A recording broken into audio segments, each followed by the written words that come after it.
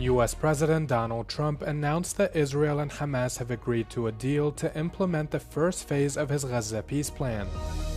The UN is ready to send humanitarian aid to the Gaza Strip immediately, the executive director of UNOPS told Euronews.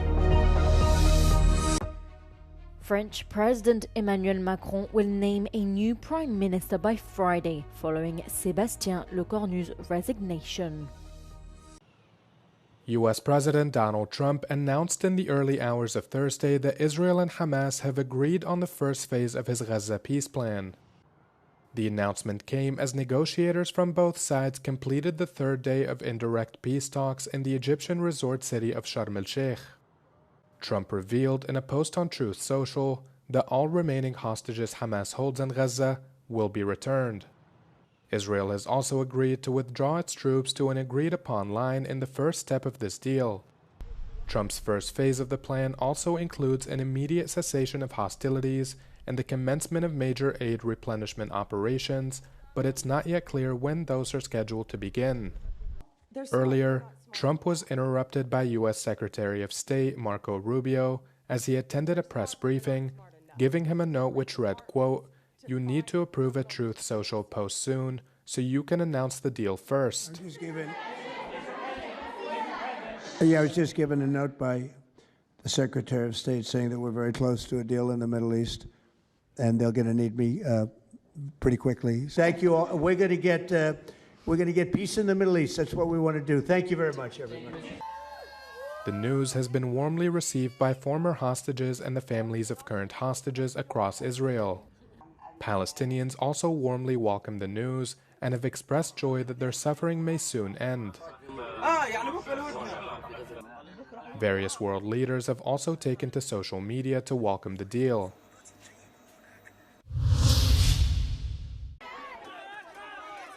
The United Nations is in a position to bring immediate aid to Gaza, the executive director of UNOPS, the UN Office for Project Services, told Euronews. He assured that the international institution has all the logistical and humanitarian means at its disposal to help Palestinians in Gaza. The key element is we have 170,000 tons of food, medicaments, and aid ready to enter into Gaza. We can, in the first 30 days of a ceasefire, we can bring 100 trucks of food daily. We can bring, as we did in the last ceasefire, 1 million liters of fuel. We can put 6 hospitals functioning. Da Silva stressed that what is lacking at the moment are the political conditions to be able to intervene. The Portuguese official also rejected the accusations made by Israel against UNRWA, the United Nations Agency for Palestinian Refugees, which the Hebrew state suspects as infiltrated by Hamas. Instead, Da Silva pointed out the essential role the organization plays. Without UNRWA, it's impossible to operate because UNRWA is the agency that, for instance, provide direct support on health and education to the children and to the citizens in Gaza. With peace talks ongoing, the UNOPS executive director is already thinking ahead. He says the agency is getting ready for the next big step, which is clearing out the 50 million tons of debris and waste scattered across the Palestinian territory. 2 years after the start of the Israel-Hamas war in Gaza, peace talks are continuing in Egypt. Even if a deal goes through, the question of how the sides will be able to coexist remains. I think for Israel, there will continue to be real security concerns in Gaza. I don't think the Israeli government believes that Hamas will truly disarm completely. And I also think that there are shades of different levels of membership of Hamas. And I think that the Hamas leaders and the Israeli government are likely to have very different interpretations of who is part of Hamas. The Israeli offensive in Gaza has resulted in the death of over 67,000 Palestinians. Vast areas of the Strip have been destroyed, and the United Nations says at least 1.9 million people, around 90% of Gaza's population, have been displaced. The process of disarmament, of de-radicalization, and of reconciliation between Palestinians and Israelis after 2 years of real remarkable levels of violence and killing, I think that those are going to be extremely challenging processes. For the majority of Palestinians, the priority is to stop the conflict, Todman says. He warns long-lasting peace deal will require a significant amount of trust building, but also says both sides have never been closer to a ceasefire, partly due to US leverage. From responding to natural disasters. European Commission President Ursula von der Leyen told MEPs in Strasbourg that Russia is waging a deliberate and targeted grey zone campaign against Europe. In the past 2 weeks, fighter jets have violated Estonia's airspace, drones have flown over critical sites in multiple European countries, and airports have been paralyzed by cyber attacks. These incidents are calculated to linger in the twilight of deniability. This is not random harassment. It is a coherent and escalating campaign to unsettle our citizens, test our resolve, divide our union, and weaken our support for Ukraine. And it is time to call it by its name. This is hybrid warfare. The President of the European Commission called for a rethink of EU's defence policy and listed the new initiatives that her executive has put forward, such as a drone wall.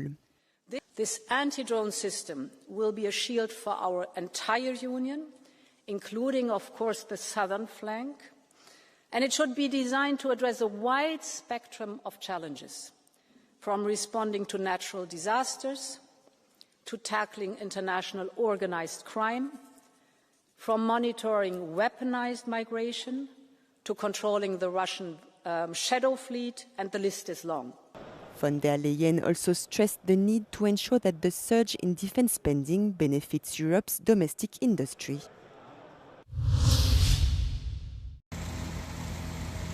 The Ukrainian region of Sumy came under heavy fire as Russia targeted at least 4 cities overnight, causing damage to buildings and sparking fires. There were no initial reports of injuries. Rescuers were forced to suspend their operations several times due to the risk of repeated attacks. Moscow also damaged one of Ukraine's thermal power plants in the overnight attack, injuring at least 2 workers. It comes as Russia continues to pursue its campaign to cut Ukrainians off from energy supplies as winter approaches. Ukraine, meanwhile, has been hitting back with long-range strikes on the Russian energy supply, recently causing outages in some Russian regions along the border.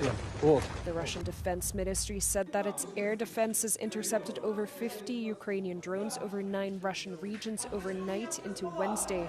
And in Belgorod, at least 3 people were killed during a Ukrainian attack on the region. French President Emmanuel Macron will name a new Prime Minister by Friday, according to the Élysée Palace, as outgoing Prime Minister Sébastien Lecornu dismissed the possibility of parliamentary elections. During an interview with local media, Lecornu also ruled out his return to the premiership, but said he believes there's a way forward politically on certain conditions. C'est que j'ai désormais l'intime conviction que l'équipe qui devra prendre les responsabilités dans les temps à venir, quelle qu'elle soit, quel que soit le choix du président de la République, devra être une équipe qui est complètement déconnectée des ambitions présidentielles pour 2027. While some of Macron's former allies have called on him to step down after passing the 2026 budget, Lecornu firmly rejected the idea. The Prime Minister resigned abruptly on Monday after less than a month in office and less than 24 hours after naming a new government. The decision prompted the Republicans, a key coalition ally, to withdraw their support.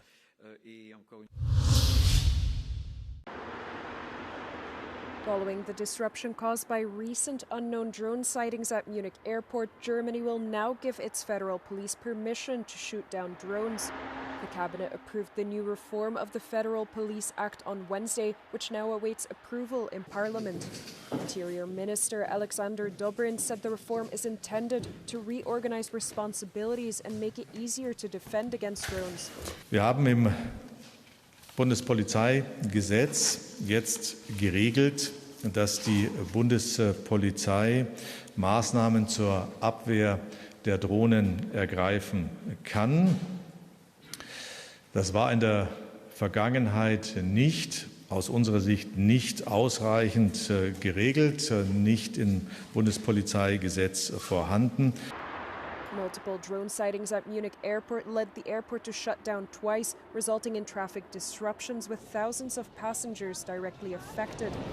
Other European countries, including Denmark and Lithuania, have also spotted rogue drones in recent weeks. EU leaders such as German Chancellor Friedrich Merz have attributed the incidents to Russian hybrid warfare, something Moscow denies. Cristiano Ronaldo has set yet another record by becoming the first footballer with an estimated wealth of more than €1 billion.